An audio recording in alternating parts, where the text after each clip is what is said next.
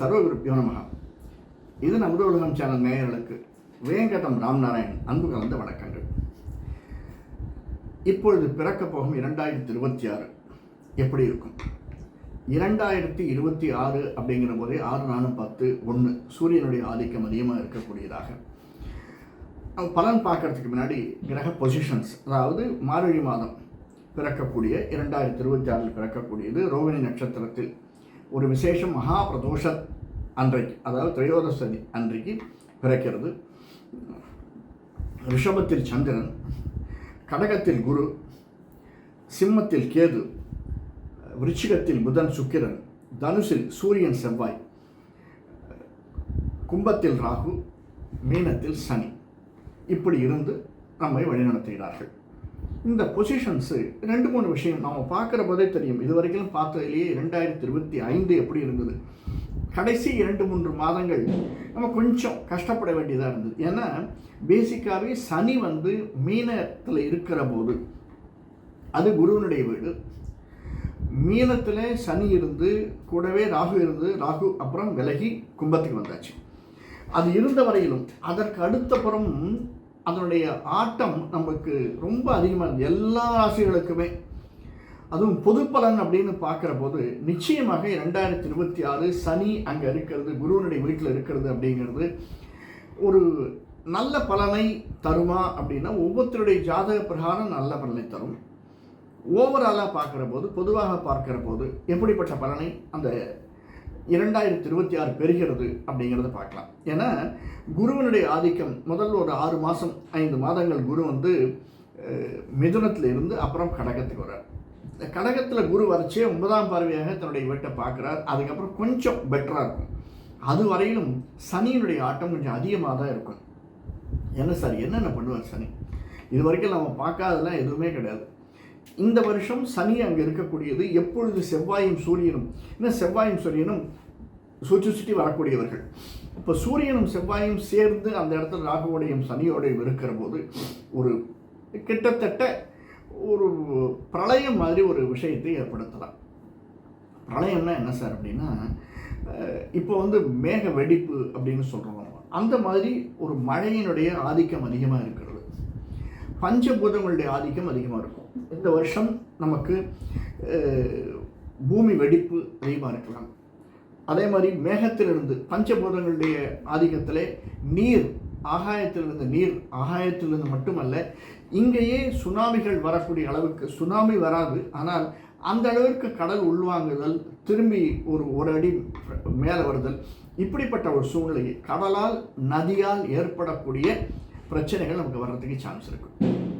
அடுத்தது அக்னி, நீர் பார்த்தாச்சு. நெருப்பினால் சுடக்கூடியது, நெருப்பு அப்படிங்கிறது அந்த ஒரு சில சந்தர்ப்பங்களில் கொஞ்சம் அதிகமாக இருக்கும்.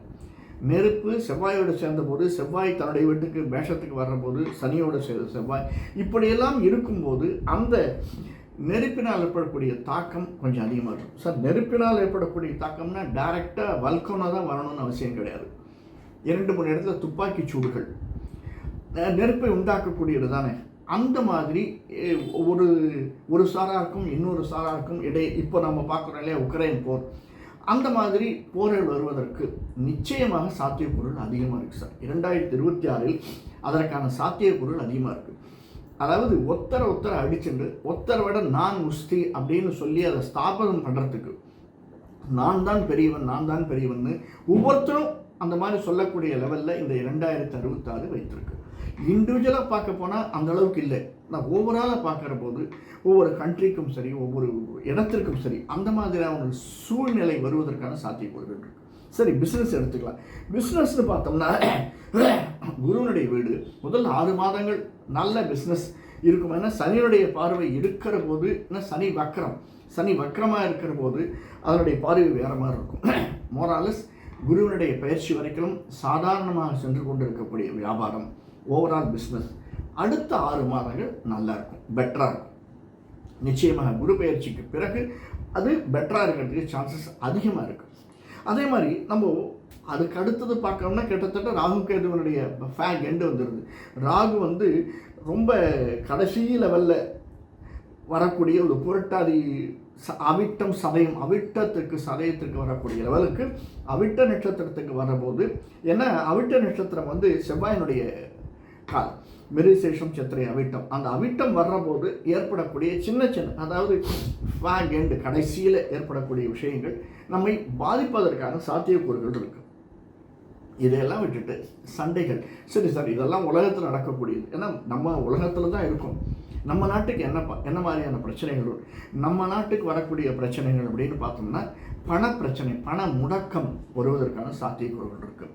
இந்த குருவனுடைய பார்வை படும் வரையிலும் அந்த முடக்கம் நமக்கு இருக்கும். எப்பெல்லாம் குருவனுடைய பார்வைப்படுதோ கொஞ்சம் இன்க்ரீஸ் இருக்கும். அதற்கு அடுத்தது அதற்கு ஏற்ற மாதிரி சில சந்தர்ப்பங்களில் திடீர்னு ஏதாவது ஒரு மானிட்டைசேஷன் அந்த மாதிரி போட்டாங்களே, அந்த மாதிரி ஒரு நெருக்கடி, பண நெருக்கடி வருவதற்கான சாத்தியக்கூறுகள் இருக்கிறது. அதிகமாக இருக்குன்னு நான் சொல்ல மாட்டேன், இருக்கிறது. அடுத்தது ஓவராலாக பார்க்குற போது ஒவ்வொரு இண்டிவிஜுவலுக்கும் எப்படி இருக்கும், ஒவ்வொரு நாட்டுக்கு பார்த்தோம், ஓவரால் வேர்ல்டுக்கு பார்த்தோம், இண்டிவிஜுவலுக்கு பார்க்குற போது கிட்டத்தட்ட எல்லாருக்குமே சமமாக பங்கிட்டு கொடுக்கக்கூடியதாகத்தான் இருக்கிறது. இதில் கொஞ்சம் யார் உயர்ந்தவன் யார் தாழ்ந்தவனா, யார் கையில் கத்தி எடுக்கிறானோ அவன் உயர்ந்தவன் என்றும், அடிப்பணிஞ்சு போகிறவன் தாழ்ந்தவன் என்றும் சொல்லக்கூடிய லெவலில் தான் இந்த 2026 வைத்திருக்கிறது. அரசாங்கத்தில் இருப்பவர்களுக்கு, அரசு உத்தியோகத்தில் இருப்பவர்களுக்கு நல்ல ஆதிக்கம் அதிகமாக இருக்கும். ஏன்னா பிஸ்னஸ்மேனே அவங்ககிட்ட அடிபணிந்து செல்ல வேண்டிய ஒரு சூழ்நிலை வருவதற்கான சாத்தியக்கூறுகள் இருக்கும் 2026. அது மட்டுமல்லாமல் பேசிக்காக சிறு குறு தொழில் வியாபாரிகளுக்கு நல்ல வியாபாரம் இருக்கும். பெரிய பெரிய வியாபாரிகள் இருக்காங்க இல்லையா, அவங்களுக்கு கொஞ்சம் சங்கடங்கள் வரக்கூடியதாக, இடமாற்றம் வரக்கூடியதாக. உதாரணத்துக்கு கார் ஃபேக்ட்ரி பார்த்தோம், வெஸ்ட் பெங்காலில் ஆரம்பித்தாங்க, அதை திருப்பி அந்த இடத்த விட்டு எடுத்துகிட்டு வேற ஒரு இடத்துக்கு போகிறாங்க. அந்த மாதிரி இடமாற்றம் வருவதற்கான சாத்தியக்கூறுகள் நிறைய இருக்குது சார். பெரிய பெரிய ஃபேக்ட்ரிஸுக்கு, ஓனர்ஸுக்கு அந்த மாதிரி ஒரு இடத்துல பிஸ்னஸ் ஆரம்பிப்பாங்க, அந்த இடத்துல பிஸ்னஸ் சரியாக வராது, வேற ஒரு இடத்துல எடுத்துன்னு போக வேண்டிய சூழ்நிலை. இப்படியெல்லாம் அரசாங்கத்தின் நெருக்கடியினால் ஏற்படக்கூடிய சூழல்கள் எல்லா இடத்துலையும் இது இருந்துன்னு தான் இருக்கும். அதே மாதிரி உற்பத்தி அப்படின்னு பார்க்குற போது இந்த உற்பத்திகள் அபரிமிதமான உற்பத்தி இருக்கும். ஒரு பக்கம் விளைஞ்சதுன்னா அபரிமிதமாக இருக்கும். வெங்காயம் விளைஞ்சதுன்னா கிட்டத்தட்ட 10 ரூபா கிலோ வர அளவுக்கு வெங்காயம் விளைஞ்சிடும். அபரிமிதமான உற்பத்தி ஒரு பக்கம் அது கிடைக்காத ஒரு சூழ்நிலை இன்னொரு பக்கம். இப்படியான சூழ்நிலை இந்த 2026 இருப்பதற்கு சாத்தியக்கூறுகள் அதிகமாக இருக்குது. நம்ம கண்ணெதிர்க்க பார்க்கலாம். சாதாரண 30-40 ரூபா விற்ற கறிகாய் திடீர்னு 5 ரூபா 10 ரூபாய்க்கு வரலாம், 100 ரூபா 120 ரூபாய்க்கும் போகலாம். அந்த மாதிரி ஏற்றம் இறக்கம் நிறைய, அந்த ஃப்ளக்சுவேஷன் சொல்லுவாங்க, அந்த மாதிரி ஏற்றம் இறக்கம் இருப்பதற்கான சாத்தியக்கூறுகள் நிறையா இருக்குது. சனியினுடைய ஆதிக்கம் சூரியனுடைய ஆதிக்கம் 2 பேருக்கும் ஆகாதனால இந்த ஷேர் மார்க்கெட் ரொம்ப ஃப்ளக்சுவேஷன் இருக்கும். ஆனால் அது கொஞ்சம் நிதானமாக செயல்படுபவர்களுக்கு நல்லதையும் அவசரப்படுபவர்களுக்கு ஆதங்கத்தையும் கொடுக்கக்கூடியதாகத்தான் இருக்கும்.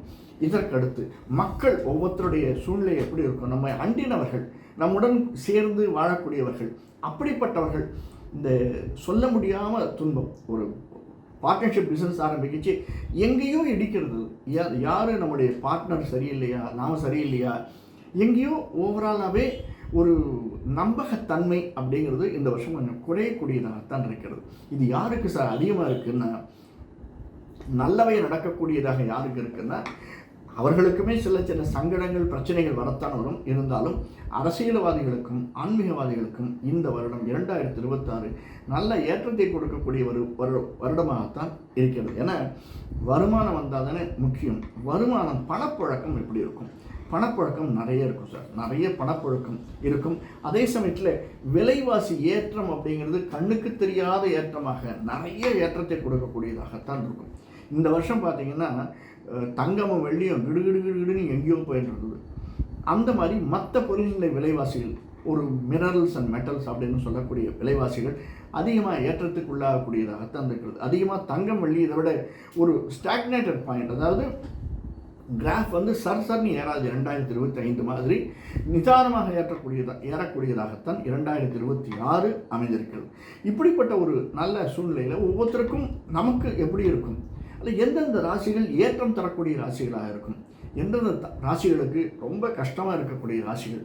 கஷ்டம்னு நான் எதையுமே சொல்ல மாட்டேன், ஏற்றம்னு எதையுமே சொல்ல மாட்டேன். ஏன்னா நல்லதும் கெட்டதும் மேலே போகிறதும் கீழே வர்றதும் சைக்கிள், அவ்வளோதான், எல்லோருக்கும் நடக்கக்கூடியது தான். சில பேரால் அதை தாங்க முடியும், சில பேரால் அதை தாங்க முடியாது, அவ்வளோதான் வித்தியாசம். அந்த மாதிரி இண்டிவிஜுவல் ராசி பலனையும், அடுத்தது ஒரு 4 ராசிகளுக்கு ஏற்றத்தையும் 5 ராசிகளுக்கு ஒரு குழப்பத்தையும் விளைவிக்கக்கூடியதாக இந்த 2026 இருக்கும் அப்படிங்கிறத வரக்கூடிய காணொலியில் பார்க்கலாம். இது வரைக்கும் யாராவது சப்ஸ்கிரைப் பண்ணலன்னா சப்ஸ்கிரைப் பண்ணிக்கோங்க, பெல் பட்டன் அழுத்துங்க, லைக் பண்ணுங்கள். லைக் பண்ணிச்சு பக்கத்தில் ஒரு ஹைப்புன்னு ஒரு பட்டன் இருக்குது, முடிஞ்சுன்னா அதையும் அழுத்துங்க. பிடிச்சிருந்தேன்னா ஃப்ரெண்ட்ஸுக்கு ரிலேட்டிவ்ஸுக்கு ஷேர் பண்ணுங்கள்.